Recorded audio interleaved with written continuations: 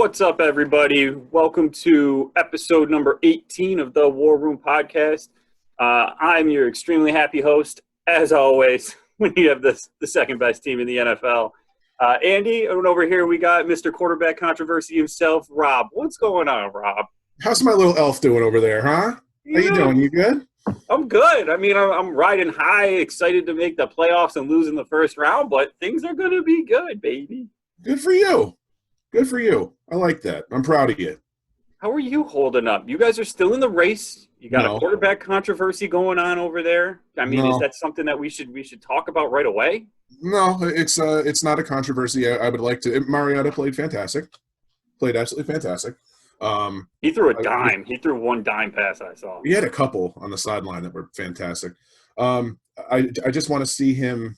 In all honesty, the season's pretty much over. I personally am at the point where I just want to see what we have, even though on the defensive side of the ball, it'll probably be a whole new coordinator. I'm hoping to God. But I kind of wanted to just – oh, God, I'd be so happy. But I just want to kind of see what we have. I'd like to see how Mariota plays against Miami after a week of preparation on Miami's end for him.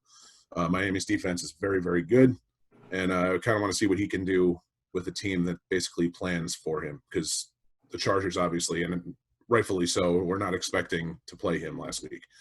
So I'd like to see it.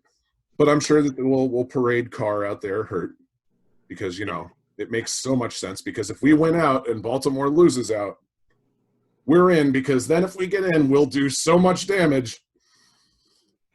I mean, it is funny that, like, Carr is so – like, I thought he had some mobility.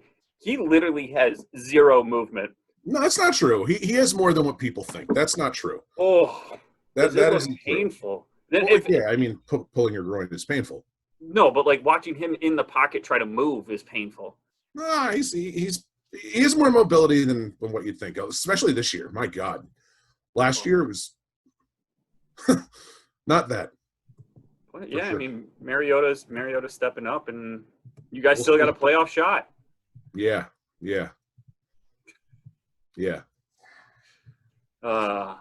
But what's going on? So what else is new with you? How's life? You know, just looking forward to some college football.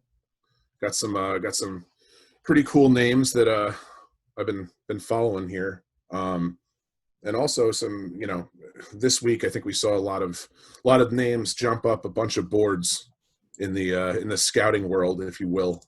I know that you have a certain hot take too, because as we all know,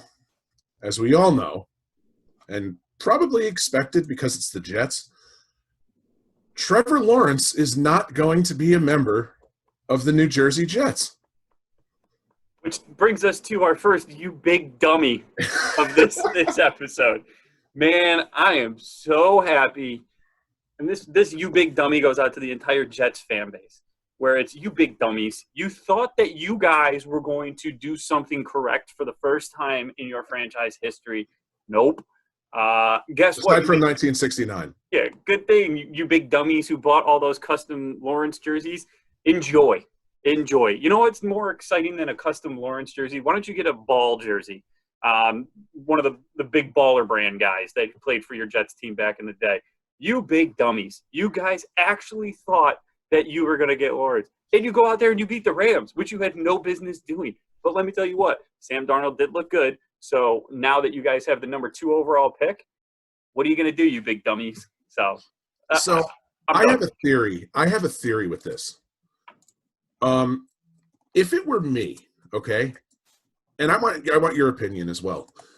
What would you do if you were the GM of the Jets? Now, Douglas, and again, I like Joe Douglas. Like, I'm a Douglas fan, and I think he does have some, you know, he does have a little bit of,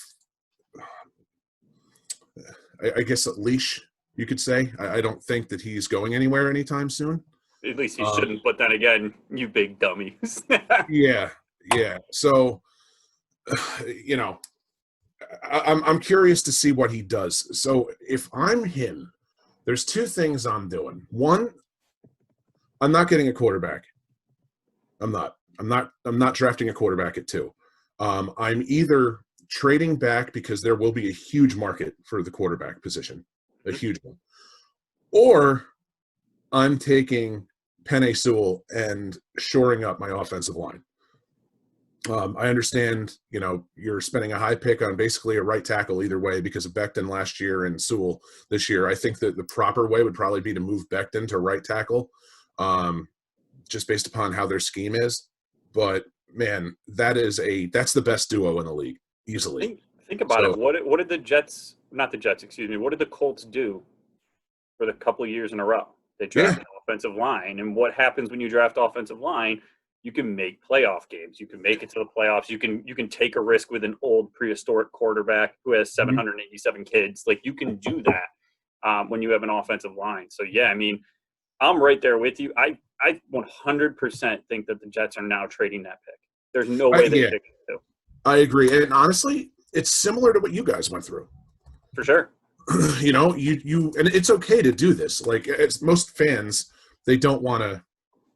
They don't want to admit to it, but most fans should realize that if you're not ready to have a quarterback, it's okay to build a team first. Yep. You know what I mean? It's okay. And I get it. And believe me, you and I can obviously attest to this. It's frustrating waiting so long, not having success for such a long period of time, being let down every year. But Joe Douglas is a good GM. I truly believe that. Let him do his thing. Somebody is going to trade a haul for that pick. Oh, yeah.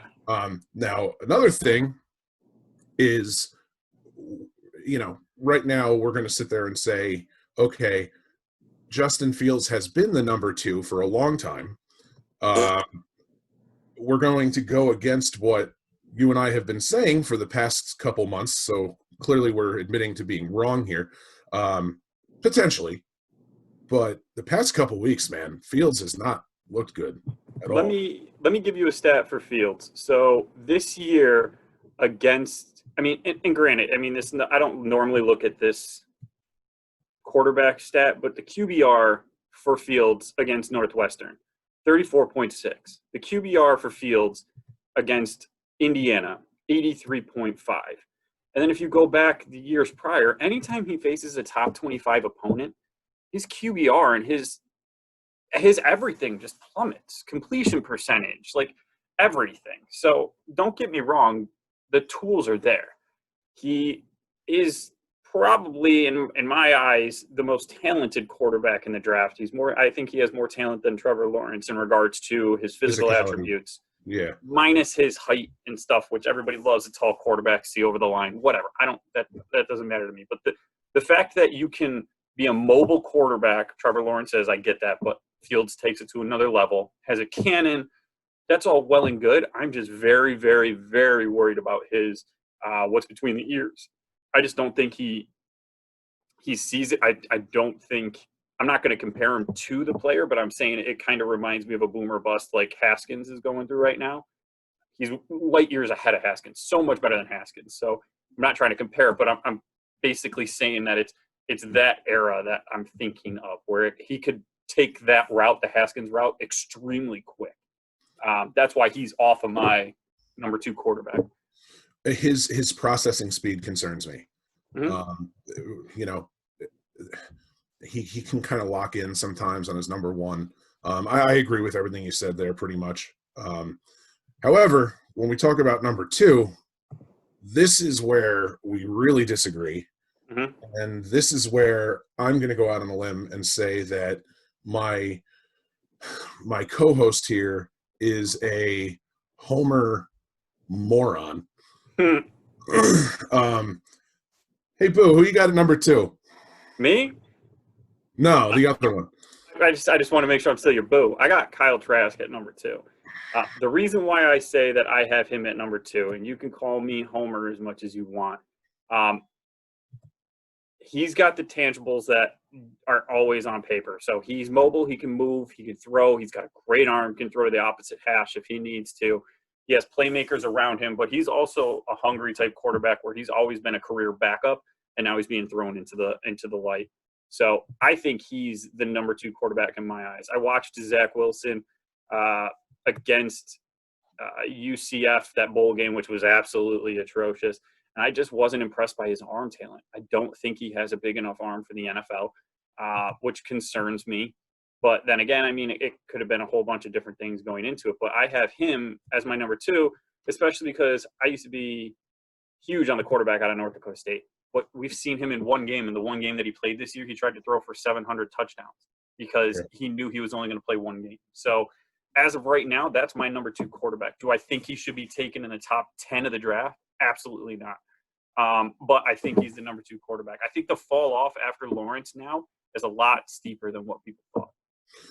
And unfortunately, I agree with what you just said, but unfortunately, teams are going to draft quarterbacks early. It's going to happen. For sure. I mean, you know what I mean? You've heard of a guy called Mitchell Trubisky, right? Like it's going to happen. I still think that Zach Wilson's number 2. I love him. Love the mobility. I love the mobility. The ball placement lately has been phenomenal. I like him a lot. But a name that's I'm really starting to get into, and every year I find a team that in college football, I consider myself a fan of a different team every year, just because of the players that are on it that I get to watch. And so I'm a complete bandwagon fan when it comes to college football. Can I take a guess of what team it is? You have to know. Is it Cincinnati? Absolutely. Absolutely. We did not talk about this beforehand, but how did I know it was going to go Cincinnati? Absolutely. So Desmond Ridder is fun to watch. Fun.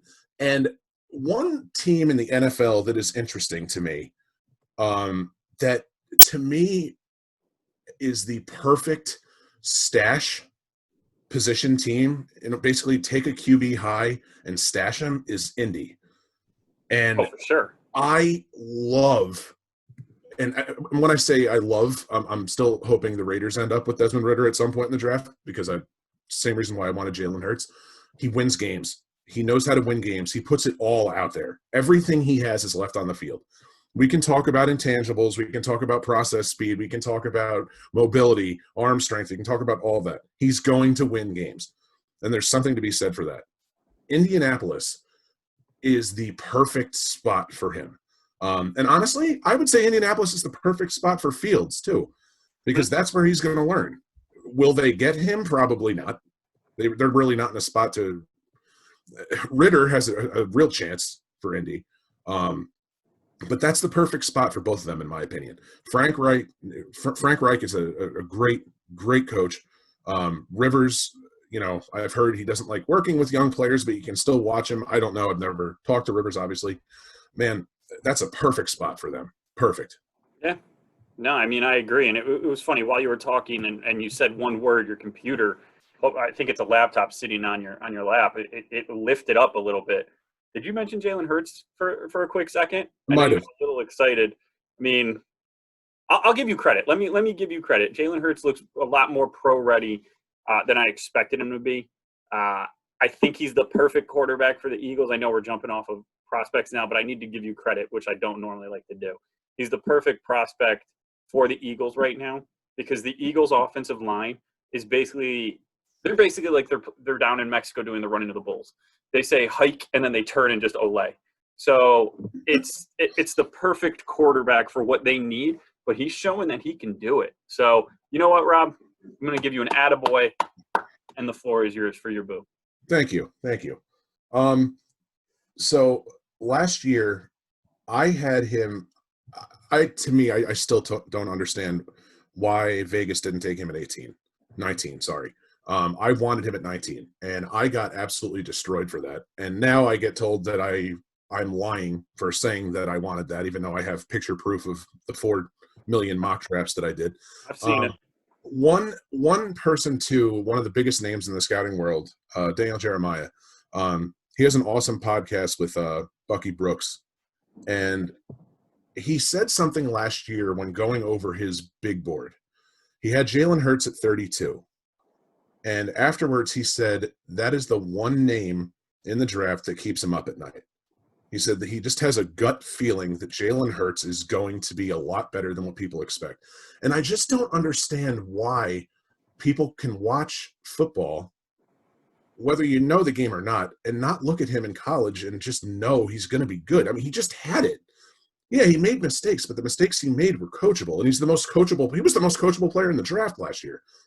The guy is literally he has the mindset of like a war veteran.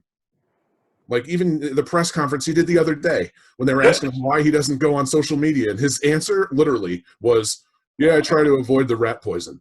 I can't wait to thank him for his service this season. That's what his mindset is. Like he just all he wants to do is succeed. That's it. You know, and there's things and it's like what I said with Desmond Ridder, like I get all the the traits that we have to follow. It's arm strength is important, mobility is important, accuracy is important. Um, you know, but there's something to be said for mindset, and that's what makes this so tough because, you know, as us not being professional scouts, we don't get to interview these guys. We have no idea. We have to rely on interviews that we see, which could be complete bullshit. We have no clue. So it's, you know, it's cool to see what Jalen Hurts is doing. He's going to be a star. I have no doubt in my mind. And, you know, good for the Eagles. But Eagle fans, too, keep in mind, it's okay to support him. Yes. It's okay. Like, it's okay to admit to being wrong. It really is. I have been wrong 4 billion times. I've been wrong 20 times more than I've been right when it comes to football. It's okay. I just feel like Eagles fans, we need to keep reminding them, you're paying one quarterback. Every team pays one quarterback for the most part once the contract's over. Granted, the one quarterback that you're paying, it's kind of reverse. Like you're normally supposed to pay the quarterback that's playing, but you're still just paying one quarterback. So it's not that big of a deal. And if you win, great. I mean, can you explain that again? Just for people that might be listening for the first time, explain. Yeah. So every team has their big salary quarterback. So, for instance, I mean, look at Patrick Mahomes. Patrick Mahomes is the big salary quarterback for the Kansas City Chiefs. So he's their starting quarterback. Everybody else on the Kansas City Chiefs, that could have been a bad example because it's Henny who's been in the league forever, but they're basically minimum deals. So, for instance, let's take a look at the Eagles now. So the Eagles are paying Carson Wentz a whole crap ton of money. Jalen Hurts was drafted, so he's on a rookie deal. The rookie round 2 deal too, not even a round 1 deal. Round 2, so he's making peanuts. So you have him locked up for 4 years on this rookie deal. And you have Wentz locked up, and I believe, is it 4 still for Wentz or is it 3? Either way. So you're paying a rookie deal and a regular contract, which normally that's what teams do. It's just backwards that your regular contract, your heavy, big contract is now on your bench and your rookie deal is starting. It's kind of like the Dak Prescott scenario, where when Dak started to come in, Tony Romo was still there. Tony Romo was making the big bucks. Dak was making like $1. So it's okay, Eagles fans. You guys can be okay.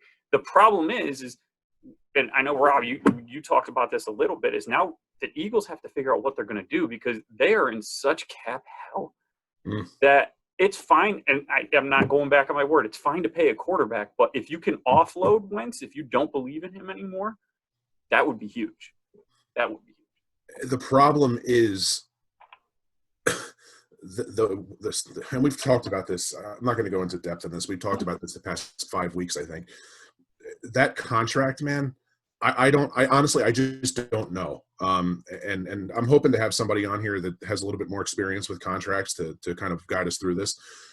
From what I read, they're stuck. Mm-hmm. They're stuck. And again, man, you're paying for production. So in theory, if you're paying that much, but you have a stud quarterback, it doesn't matter who it is. Mm-hmm. So if you're winning, live with it, deal with it. It's okay. And that's basically what you're saying. But I don't know. Like from the looks of it, if they trade him next year, the dead cap is ridiculous. It's going to be, I mean, every offseason we say the same thing, that it's going to be super amazing. It's going to be interesting. But like this offseason is probably going to be one of the craziest ones because you have people keep forgetting about it. And I just remembered as I'm talking, which normally happens with me, is there's a lot of players that opted out in the NFL. Yeah. So they come back on the books. So you have to reorg your team in order to make sure that you're set up again for the draft. Yep. And for the draft, it's unique in that, let me read you some teams that are at the top of the draft that may not need quarterbacks. So Cincinnati's number 3 pick overall. The Jets are number 2 pick overall. Carolina's number 4 overall. Atlanta's number 5 overall. Miami's number 6 overall. Philly's number 7 overall. It's unique that the top end of the draft, there's not that many teams that need quarterbacks. I mean, Dallas is coming in at number 8 right now, but they could drop down depending upon if they make the playoffs. So it's going to be a whole bunch of trades. It's going to be a whole bunch of fire sale, and it's going to be amazing. Yeah.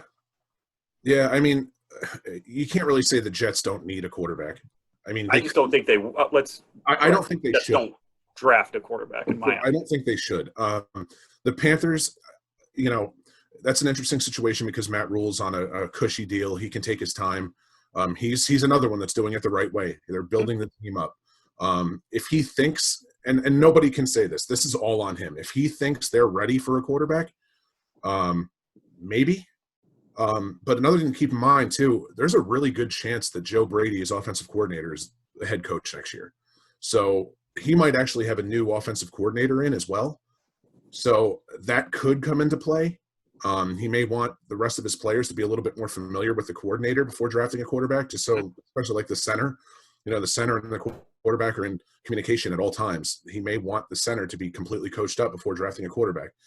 But if he falls in love with somebody, he could totally do that. The Falcons, honestly, are in a similar situation to the Eagles, except for the fact that Matt Ryan is obviously a much better quarterback than Wentz is right now.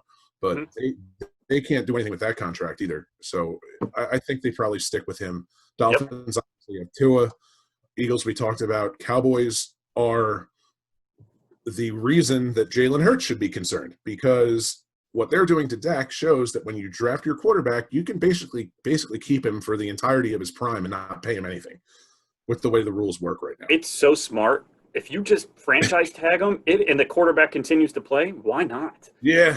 Because everyone's going to be pissed at the Cowboys if the Cowboys don't sign Dak, but then all of a sudden, say for instance, Fields falls to you and you sign Fields. Are Cowboys fans going to be complaining that you didn't sign Dak? No. Yep. Smart business move. It is. An interesting one's the 49ers. I mean, they're further down, so that's a trade candidate in my opinion. 49ers are interesting. Detroit is interesting for me. The only reason why I say Detroit is interesting because Detroit's going to get a brand new head coach. Stafford's got the keys to the kingdom in Detroit. Detroit loves him, but I wouldn't say he's on the downward slope of his career. He's still a high producer. I think he can still be a top 10 quarterback depending upon what team he goes to, but they could be very interesting in regards to a quarterback scenario. I agree. The reason I brought up the 49ers is because Jimmy G's contract is actually pretty reasonable. Yep. From a dead cap perspective. So they can next year, it doesn't cost them much to get rid of him if they just decide to do that. I know the obvious link is New England for him. Oh yeah. Everybody's talking about that, but in theory, they could really trade, they could trade him easily. And then at that point, man, I'm not too familiar with what kind of picks we're looking at with the Niners, but man, they could trade a haul. That team is pretty good, Oh yeah. I know they've had health problems this year. That whole team's been hurt. Them and Denver, I feel like, have been and the Chargers every year. But I feel like those teams are the ones that got the injury bug the most. But man, they could easily make a run at a quarterback. Yeah. I mean, it's interesting. The 49ers are in such bad scenario right now that they signed Rosen off the practice squad from Tampa Bay. So I feel so bad for him. Nothing's off the table for them. Hey, that's my quarterback for my team. I drafted him. So get some snaps. Get in the league, bro. Get in the league. But yeah, I mean, it's going to be crazy to see. The back end of the first round is going to be awesome. There are some teams that are in, I think a team that nobody's really paying attention to that's going to be in some serious trouble in the next couple of years, Seattle. I think Seattle is I think Seattle's theory and philosophy of drafting as being the smartest person in the room is starting to not pay off. when they make those crazy draft picks like this year where they draft the linebacker who was projected second or third round in the first round, and they make some trades where they get rid of, or they sign, or they trade for Adams and give the Jets their first round pick. Like, I think some of that's going to come back to bite them in the butt, especially because Wilson's going to start getting frustrated. They have one wide receiver. They have zero running game. They have zero offensive line. You said they have one wide receiver? Yeah. What? I only like to talk about DK because we were so wrong on DK. Okay, so you're just ignoring him because you don't want to admit that we were wrong. Yep. Okay, fine. Go ahead. But yeah, I mean they're going to be in a tough scenario, tough situation. So it'll be interesting to see what happens. Yeah, they're definitely in an interesting spot. I'm trying to see where they are in cap space next year too.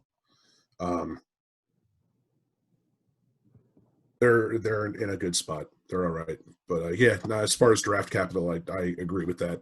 That was a tough move, but again, a good move for Douglas with the Jets. A team I'm a little concerned about for future years, just because, I mean, they every single year they put themselves in this position is the Saints. They'll figure it out. I don't get it. Like, I just don't understand how it's plausible. Like, next year, they're literally right now they're estimated to be $96 million over the cap. $96 million. We'll make it work. How though? Like, every year they figure it out, and I have no idea how. They've never been $96 million. No, my guess is they're going to turn everything into bonus, workout bonus. Man, they got to do something like that, right? Cam's contract's going to be a $40 million workout bonus. My God. Like, I don't get it because, again, and I know I harp on dead cap a lot, probably more than I should, but like 22.6 for Breeze, 16.9 for Cam, 23 for Michael Thomas, 9.6 for Armstead, 11.1 for Taysom Hill. This is next year. 7.2 for Janoris Jenkins, 19.4 for Andrews Pete, 17.4 Demario Davis. These are dead cap numbers. This is not cap numbers. This is dead cap, meaning if they get rid of him, that's what they're responsible for. Malcolm Jenkins, 12.9. It's like the problem is too is it's every position for them. So it's like normally people would say do the route of art. If you got to get rid of him, you take the dead cap hit, but you have a rookie that's going to be first year guy, second year guy, third year guy in it. They don't have that, and they can't draft that because it's literally every position, starting with your quarterback, your backup quarterback, to like all the way down. Yeah, it's the whole team. It's unbelievable. I have no idea how the hell they're going to do that. They'll figure it out. Convert everything. They're going to have to. And that you got to have some cash. The owner has to have some cash to do that because that money has to come out now.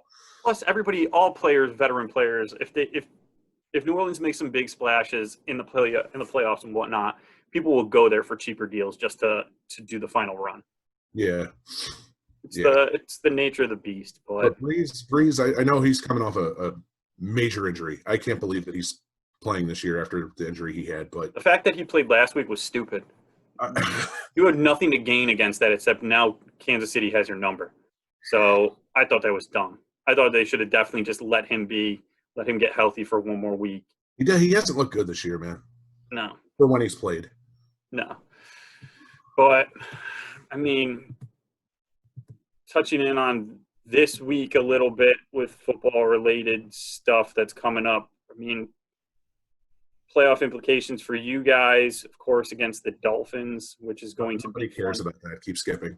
It's going to be fun for me. But I know we didn't do any recap, and that's fine, but I love the fact that the Bengals beat the Steelers.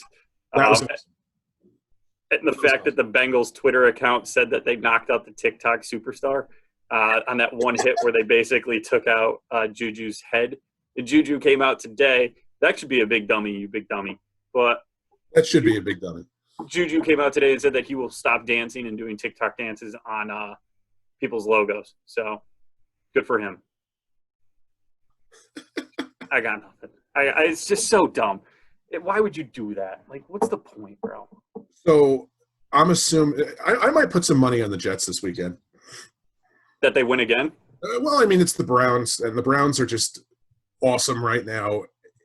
I'm betting on. I feel like take away everything, take away the teams where they are, and let's just think about common sense. Okay, you have one team that is historically bad. Are we talking about the Jets and the Browns, or Actually, you both have two. historically bad? Yeah, all right, fine. You have two teams that are historically bad. One, the Jets are in a really good position, even though they lost Trevor Lawrence, to basically get given a superstar team of draft picks. Hmm? But that's still a really good position, so they are bound to screw that up too. And the 100%. Browns, 10-4, they're bound to screw that up also. It's going to happen. It has to. So basically, why would I not put money on a situation where it's absolutely perfect for both sides?